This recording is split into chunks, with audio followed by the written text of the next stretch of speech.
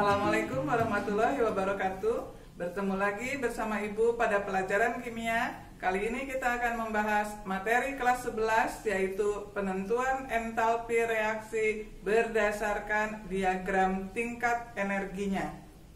Sebelum belajar, tak lupa kita mengucapkan Bismillahirrahmanirrahim agar mendapatkan kemudahan dalam memahami materi kali ini. Sebelumnya, kita ingat dulu bunyi dari hukum Hess pada reaksi kimia. Jumlah kalor yang dibutuhkan atau dilepaskan pada suatu reaksi kimia tidak tergantung pada jalannya reaksi, tetapi hanya tergantung pada keadaan awal dan keadaan akhir reaksi tersebut. Perhitungan dengan hukum Hess ini bisa dilakukan dengan 3 macam cara, yaitu cara yang pertama dengan data entalpi pembentukan standar atau dilambangkan dengan delta HF. Kemudian cara yang kedua adalah dengan susun reaksi. Jadi ada 2 reaksi kimia atau 3 reaksi kimia disusun sesuai yang ditanyakan. Dan cara ketiga adalah dengan melihat diagram tingkat energinya. Pada video kali ini kita akan membahas khusus hukum Hess dengan menentukan diagram tingkat energinya. Atau sebaliknya, diketahui diagram tingkat energinya, dihitung besarnya entalpi reaksinya. Kita langsung saja membahas contoh soal yang pertama tentang diagram tingkat energi. Nomor 1, perhatikan diagram tingkat energi berikut ini. Terdapat reaksi 2S ditambah 2O2, ini dibacanya, menghasilkan 2SO2 ditambah O2. Lalu besarnya delta H1 nanti yang ditanyakan.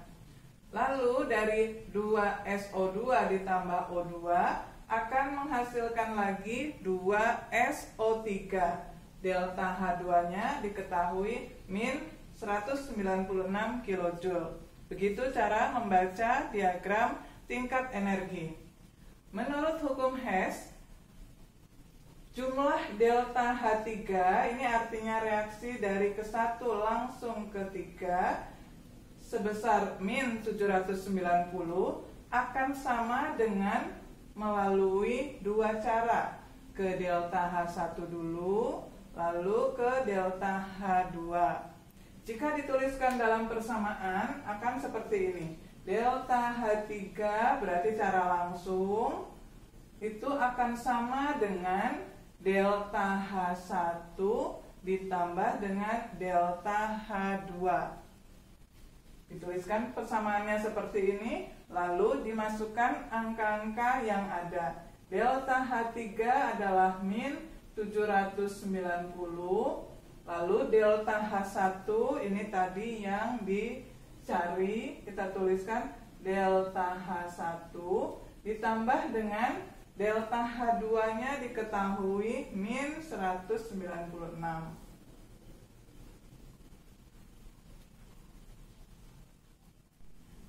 Kemudian untuk menentukan delta H1 itu adalah min 790. Ini pindah ke sebelah kiri menjadi plus 196.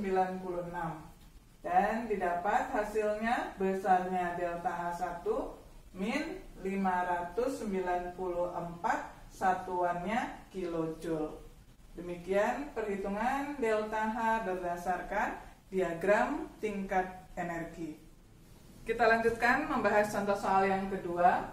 Pada soal yang kedua, terdapat diagram tingkat energi berikut ini. Ada reaksi Zn ditambah S ditambah 2O2. Reaksi pertama adalah membentuk ZnS ditambah 2O2. Ini delta H-nya sebesar min 206. Lalu dari reaksi ini terbentuk lagi ZnSO4, jadi tahap kedua, dengan besarnya delta H yang ditanyakan. Diketahui ini delta H akhir adalah min 983, satuannya adalah kilojoule. Kita beri nama dulu reaksi yang pertama ini menuju ke reaksi yang kedua. Delta H-nya kita beri lambang delta H1. Kemudian dari reaksi kedua menuju ke reaksi ketiga, ini kita beri lambang delta H2. Jadi nanti yang ditanyakan ini adalah lambangnya delta H2. Sedangkan reaksi yang langsung dari reaksi 1 langsung menuju ke reaksi yang akhir, ini kita beri lambang delta H3. Itu untuk memudahkan menuliskan persamaan. Kemudian yang ditanya delta H2, maka kita menuliskan persamaan matematikanya dulu.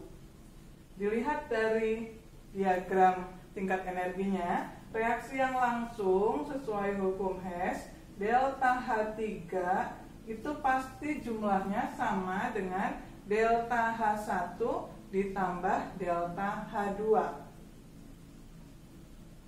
Jadi kita tuliskan seperti ini. Kemudian kita masukkan angka-angkanya. Delta H3 berarti sudah kelihatan hasilnya sesuai angka yang terakhir ini, yaitu min 983. Delta H1-nya diketahui, kita lihat dari reaksi ke-1 ke reaksi yang kedua, delta H-nya adalah sebesar min 206. Jadi dimasukkan angkanya min 206. Yang ditanyakan adalah ini tadi, kita beri lambang delta H2.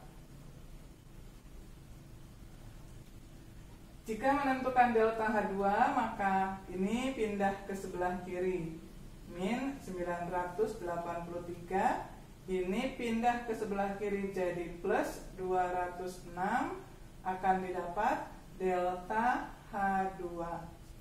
Maka delta H2 jika dihitung akan mendapatkan hasil min 777 satuannya sesuai di soal, yaitu kilojoule.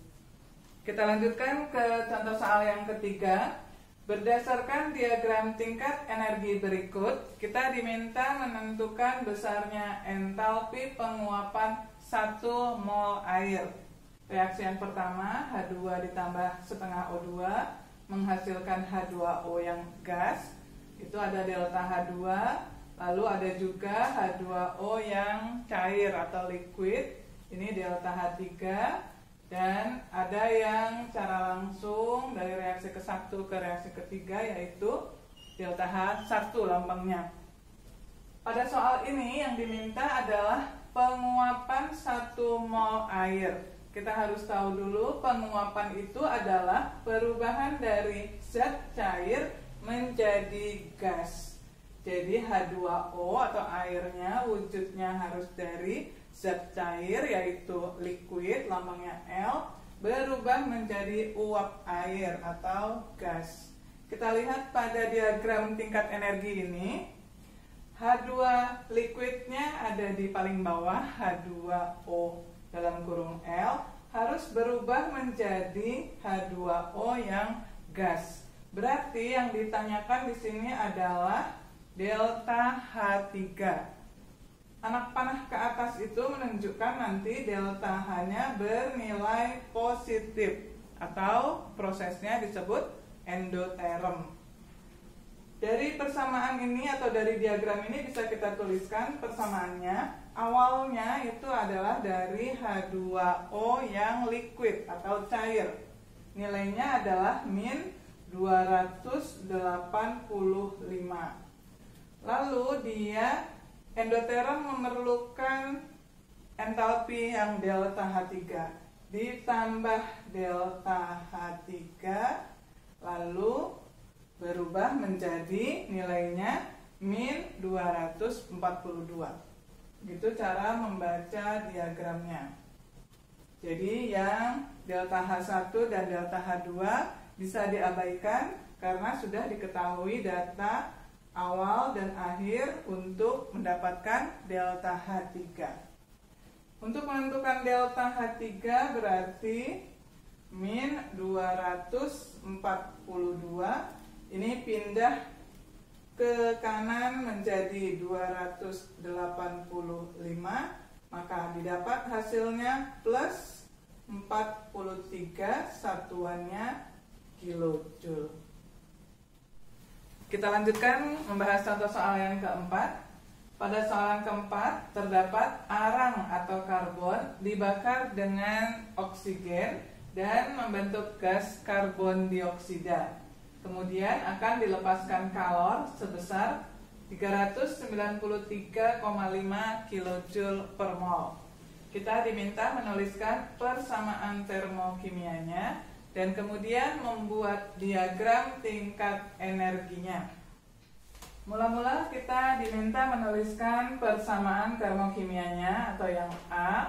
Kita tuliskan arang atau karbon, lambangnya C, wujudnya padat, dibakar dengan oksigen, berarti ditambah O2, ini wujudnya gas, dia gas oksigen, lalu menghasilkan gas karbon dioksida, lambangnya adalah CO2 gas. Di sini ada akan dilepaskan kalor sebesar 393,5. Jika melepaskan kalor, maka entalpinya itu akan bernilai negatif karena kalornya dilepas. Berarti entalpinya min 393,5 kilojoule per mol. Kemudian yang B, kita diminta menggambarkan diagram tingkat energinya. Kita gambarkan sumbu X dan sumbu Y. Lalu ini adalah menunjukkan besarnya delta H atau entalpi. Reaksinya kita tulis yaitu C ditambah dengan O2.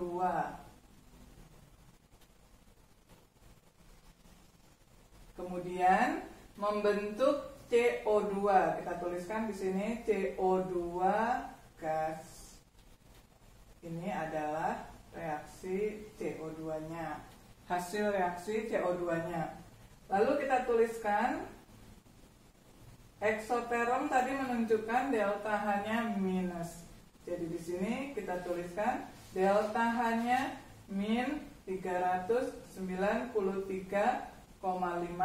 kilojoule per mol. Begini diagram tingkat energinya pada soal nomor 4. Demikianlah pembahasan materi hukum Hess dengan menggunakan diagram tingkat energi telah selesai kita bahas. Berikut ini ada 3 latihan soal yang bisa kalian kerjakan untuk mengevaluasi diri kalian. Yang pertama, terdapat diagram tingkat energi dari C ditambah O2 menghasilkan CO2. Di sini tidak terdapat delta H1, 2, 3. Kalian bebas menentukan manakah yang delta H1, 2, dan 3. Asalkan nanti persamaan matematikanya sesuai dengan hukum Hess.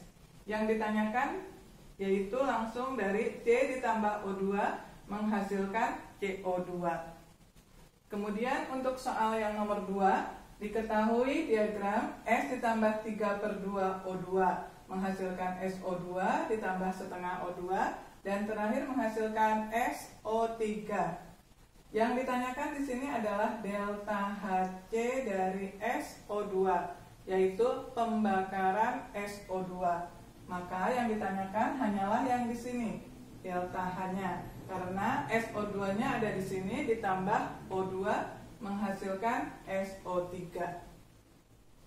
Selanjutnya pada soal nomor 3 terdapat diagram tingkat energi H2 ditambah O2 lalu menghasilkan 2H2O yang fasenya gas dan 2H2O yang cair. Yang ditanyakan adalah besarnya energi untuk menguapkan 5,4 gram air. Tadi sudah ada contohnya, menguapkan itu berarti mengubah dari bentuk cair ke bentuk gas. Jadi nanti ini yang dicari adalah delta H-nya yang di sini. Nanti setelah didapat delta H-nya harus diubah atau dibagi 2 karena di sini ada koefisiennya 2. Setelah dibagi 2 baru dikalikan dengan mol yang didapat. 5,4 gram air ini diubah dulu menjadi mol. Gram per mr menjadi mol. Alhamdulillah, pembahasan materi hukum Hess dengan diagram tingkat energi telah selesai kita bahas. Semoga kalian dapat memahaminya dengan baik. Dan jika kalian membutuhkan soal-soal latihan yang lebih banyak, kalian dapat mengunjungi blog kimia. Semoga dimudahkan blogspot.com. Semoga bermanfaat. Wassalamualaikum warahmatullahi wabarakatuh.